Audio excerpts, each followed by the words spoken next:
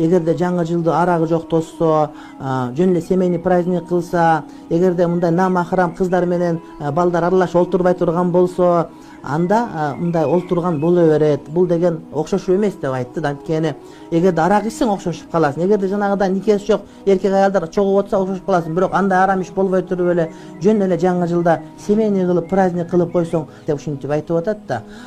Бул туура эмес. Чүнүк анткени ошол 31-декабрь күнү ошол жаңы жыл тосуп атам дегендерге окшоп чогулуп олтуруп ошол күндү майрамдык маана кылуунун өзү ошолорго окшошуу деген сөз. Анткени арак үчүн арам экендиги ансы деле белгилүү.